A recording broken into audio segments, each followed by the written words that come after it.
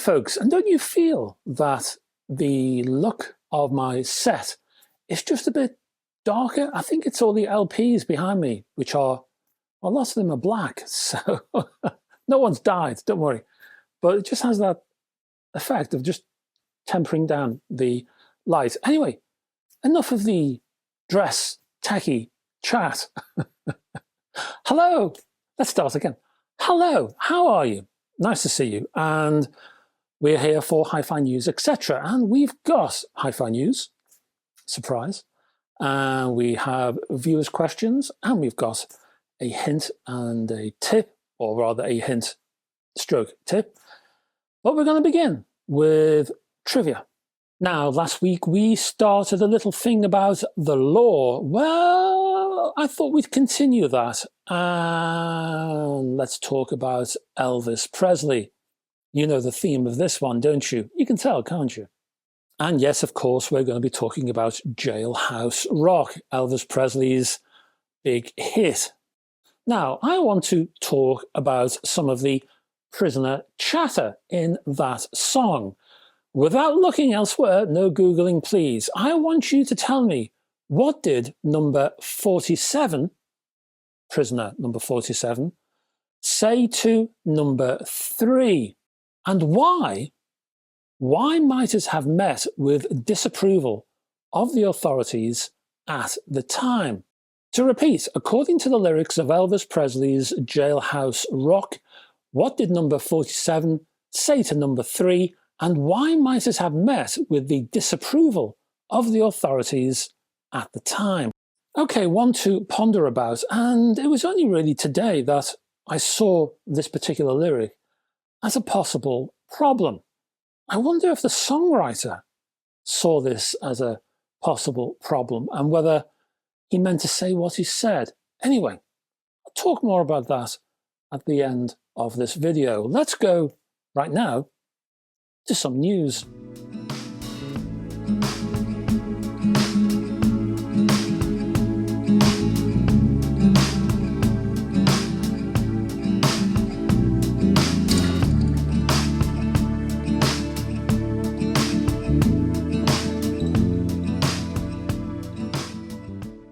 And we're going to start with the speaker outfit tangent and the Pebble Max Bluetooth speaker, arriving with a 10-hour battery, multiple inputs, and water and dust resistance. This Bluetooth speaker is robust and compact. Inside is an amplifier offering 2 by 30 watts of power, while Bluetooth 5.0 is supported via the basic SBC codec, and that has a 10-meter range. You get an IPX5 waterproof rating, so you can listen by the pool or have a whale of a time in the bathroom. And also the Pebble Max features a micro SD card for music storage. You also get a USB-C port for power. Physical connections can be sorted via the included 3.5mm port, and if you have 2 tangent Pebble Max speakers, you can pair the both and you can hear the both in stereo. Spanning 220mm by 95 by 72mm, the Pebble is priced at £99. Next up, we're going to be looking at Pro-Ject and their colourful audio system.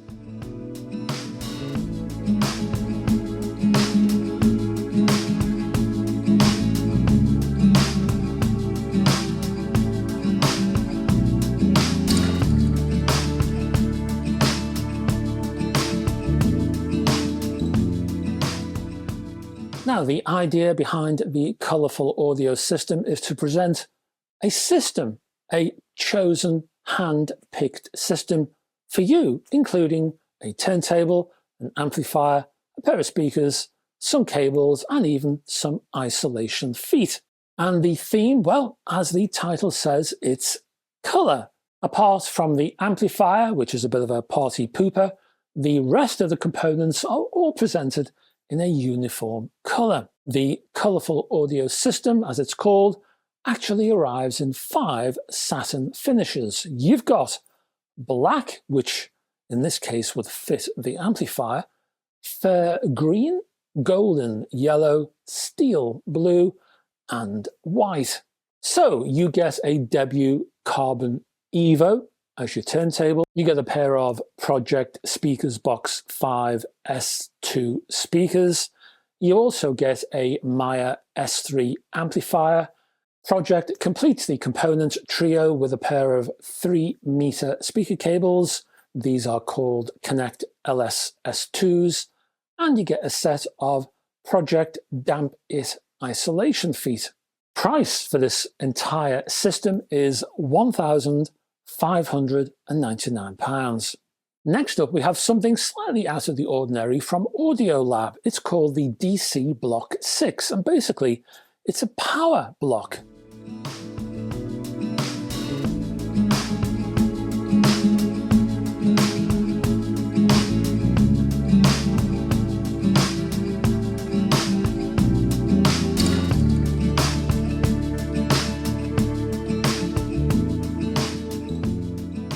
This is the first, at least in my knowledge, ancillary release from Audiolab.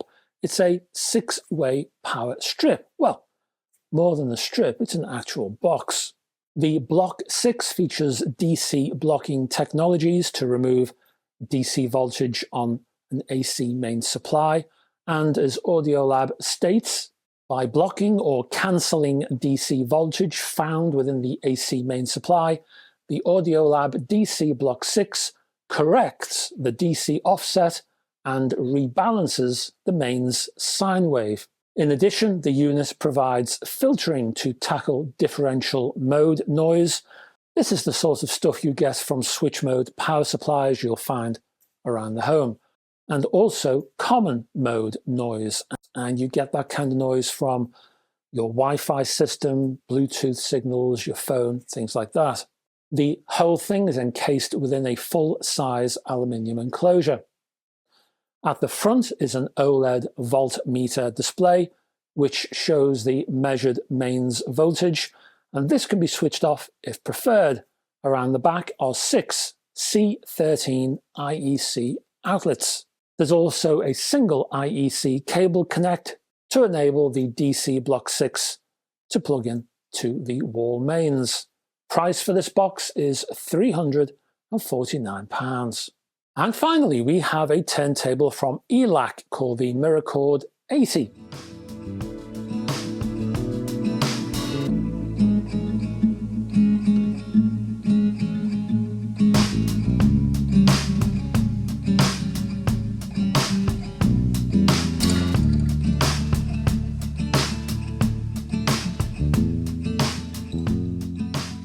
The Miracord is a high-mass belt-driven turntable featuring a 10-inch carbon fibre tone arm, solid wood plinth, and optional dedicated moving magnet cartridge made for ELAC by Clear Audio. Now, the appearance of a turntable from ELAC might be a bit of a surprise to some, but many hi-fi fans don't realise that ELAC has been making turntables since, 1948? The belt-driven Miracord range first appeared actually in the early 50s, so the Miracord 80 is just the latest in a long analog tradition. Milled from solid wood and finished in high-gloss white, black or walnut veneer, the plinth is complemented by anodized aluminium panels. Sitting on top is a relatively heavy steel platter weighing 5.6 kilograms, and that is driven by a PID servo-controlled DC motor with optical control. The newly developed 10-inch tone arm, as I say, is made from carbon fibre, and that Clear Audio supplied moving magnet cartridge is called the D96. Price, if you want to buy this with the cartridge, is £2,199, or on its own, without the cartridge, on its own, £1,999. You can buy an optional lid, and that will cost you an extra £199. That's your news. Let's go to viewers' questions.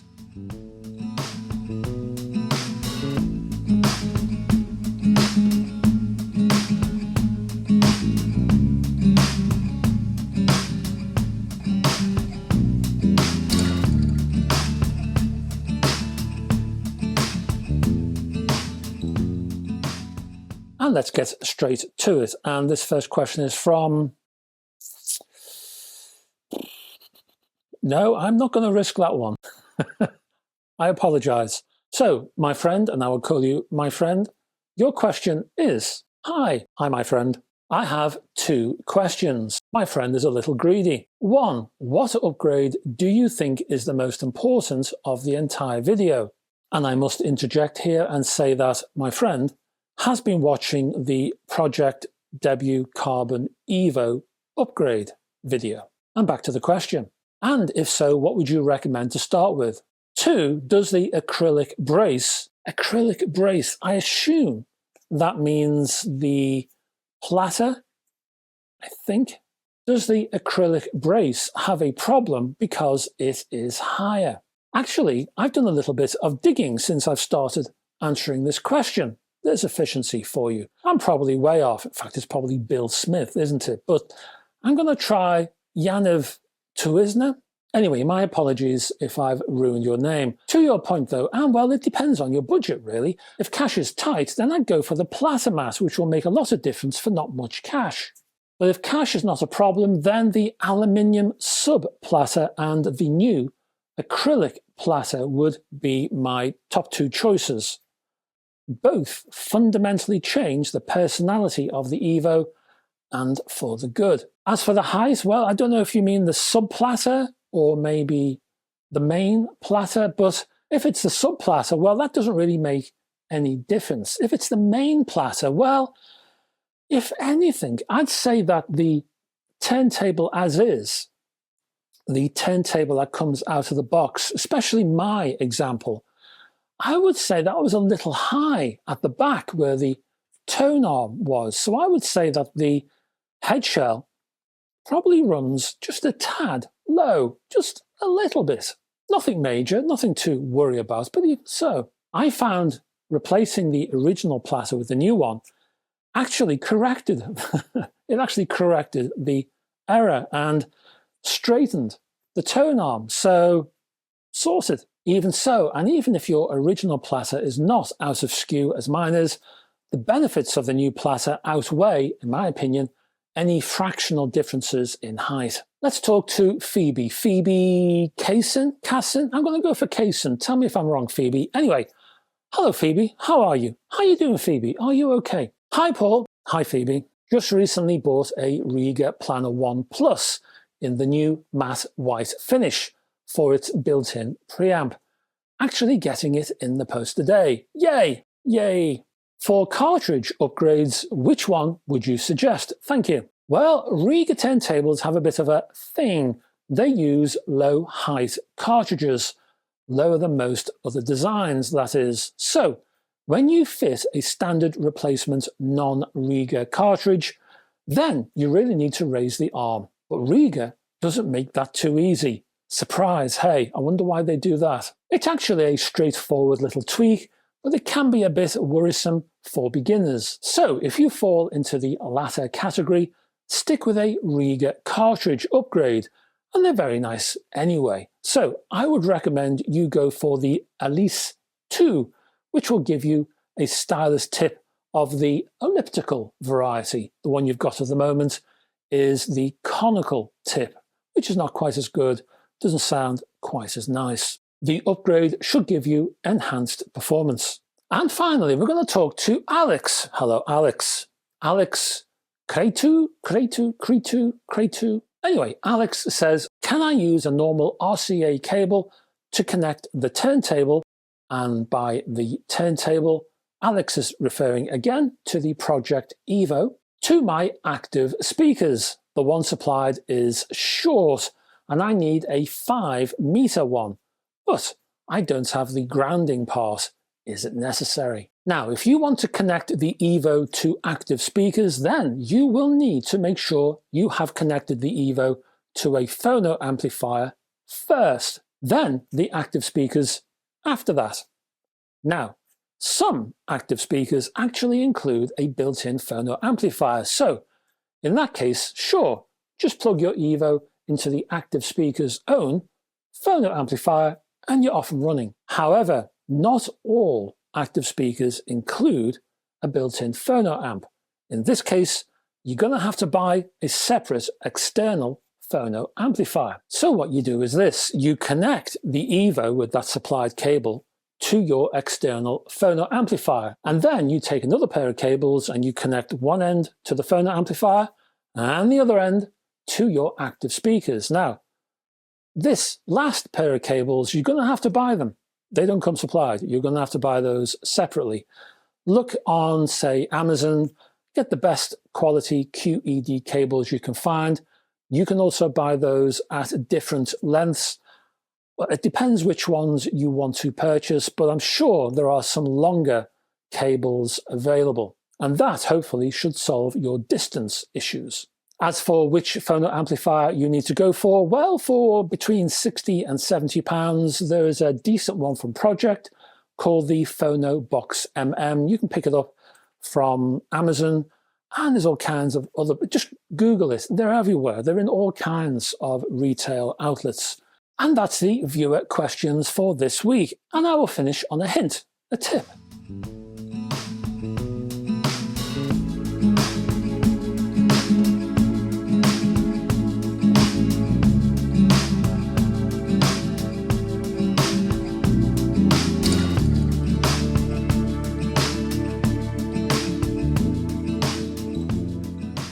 Now, this might sound like a slightly crazy or at least very silly tip. But here goes. If you wear glasses, as I do, make sure you wear them before you listen to your hi-fi.